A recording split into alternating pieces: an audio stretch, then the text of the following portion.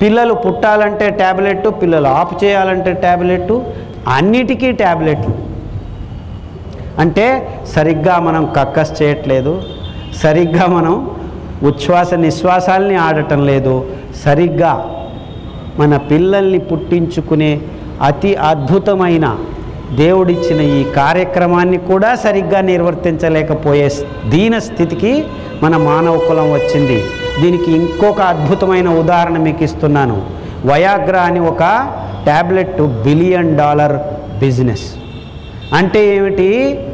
ఇటు ఆడపిల్లల వ్యవస్థ ఈ రకంగా మార్చేస్తే ఇటువైపు మగపిల్లల్లో బెంగళూరులో మొన్ననే గణాంకాలు తీశారు. 1000 మంది సాఫ్ట్వేర్ ఇంజనీర్లను పరిశీలన చేస్తే, పరీక్షిస్తే వీర్య కణాలు ఉన్న 50 మిలియన్స్ కంటే ఎక్కువ వీర్య కణాలున్న సాఫ్ట్వేర్ ఇంజనీర్లు 1000 మందిలో దొరికింది ముగ్గురు. మిగిలిన వాళ్ళందరికీ 25 మిలియన్స్ కంటే తక్కువ వీర్య కణాలు. అంటే సహజ స్థితిలో వీర్య కణాలని నాశనం చేశాం, ఇటువైపు ఆడపిల్లల అండాశయాల్ని నిర్నామం చేస్తున్నాం. PCOD అంటారు. ఏ ఆడపిల్లని చూసినా PCOD problem, polycystic ovary disease. ఈ అండాశయాల్లో కురుపులు మొదలైపోయాయి.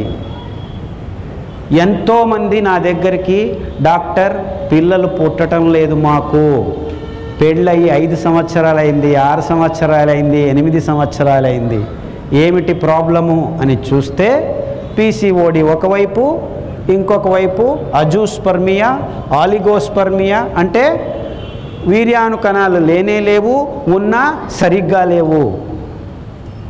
ఈ రోగాలు రోజు రోజుకు ఎంత ప్రబలిపోతున్నాయంటే జర్మనీ దేశంలో ఇప్పుడు మీరు సగటు వయస్సు వాళ్ళది 48. అంటే అక్కడ పిల్లలు లేరు. ఇంకొక 20 సంవత్సరాల్లో జర్మనీ దేశంలో యువత ఉండదు. అక్కడ ఇప్పుడు పిల్లలు పుడితే వాళ్ళకి అన్ని రకాల ఇన్సెంటివ్స్ ఇస్తున్నారు. వాళ్ళు తింటున్న ఆహారమే మనము మెల్లిమెల్లిగా మన దేశంలోకి దిగుమతి చేసుకుంటున్న ఆహార పద్ధతులను దిగుమతి చేసుకున్నందుకు మనకు ఆ దుర్గతి మొదలయ్యింది. ఏం తింటున్నాం మనం? దక్షిణ భారతదేశం అంతా తిరిగితే మనం తినేది బియ్యం. ఉత్తర భారతదేశానికి వెళ్తే ఈ బ్లీచింగ్ పౌడర్ లాంటి కెమికల్స్ను వాడిన మైదా పిండి. భారతదేశంలో ఉన్న 100 కోటి జనాభా ఇప్పుడు 125 కోట్ల ఎక్కువే. మొత్తం ప్రపంచంలో 7.3 బిలియన్ పీపుల్ ఉంటే మనం, మన అదృష్టమో దురదృష్టమో తెలియదు, ఒక 10,000 సంవత్సరాల క్రితం నుంచి 6,000 సంవత్సరాల క్రితం లోపల మానవ చరిత్రలోనే మొత్తం ప్రపంచంలోనే శాకాహార ఆహార పద్ధతిని కనుగొన్న దేశం మనది. ఆ పరిస్థితిని మెల్లిమెల్లిగా మనం పోగొట్టుకొని చివరకు ఇప్పుడు 21వ శతాబ్దంలో బెంగళూరు 2011 అలోన్ బెంగళూరు జనాభా 1.14 lakh టన్స్ మాంసాన్ని మింగేసింది. మొత్తం ప్రపంచంలో 7.3 బిలియన్ పీపుల్ ఉంటే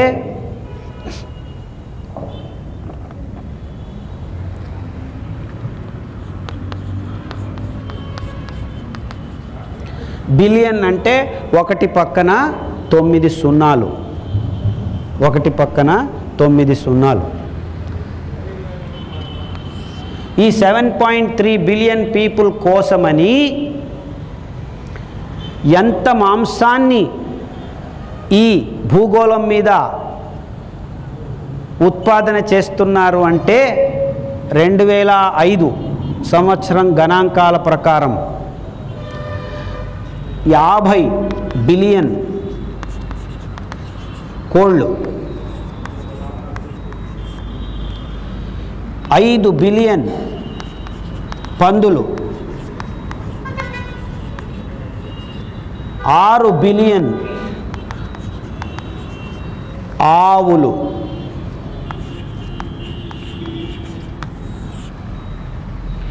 ఒక్క ఆవు 600 కేజీల మాంసం ఉంటుంది, ఒక్క పంది 300 కేజీల మాంసం ఉంటుంది, ఒక్క కోడి 2 కేజీల మాంసం ఉంటుంది.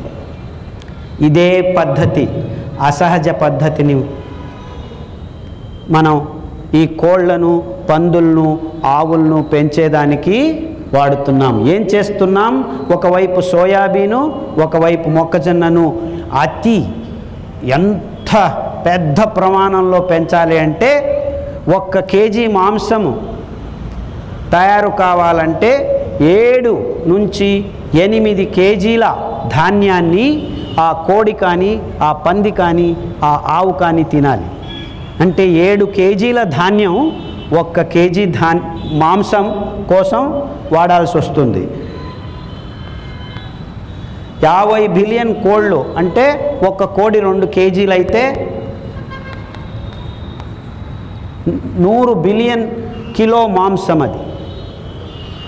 5 బిలియన్ పందులు 300 కిలోస్, 1500 బిలియన్ కిలోల మాంసం అది. 600 కేజీలు ఒక్కొక్క ఆవు, 3600 కేజీల మాంసం ఇది. 3600, 1500, 100, 6, 5, 11, 12, 52, 6, 5, 11, 12, 5200 బిలియన్ కేజీల మాంసము మనం ఉత్పాదన చేస్తున్నాము. 1 కేజీ మాంసానికి 7 కేజీల ధాన్యం అయితే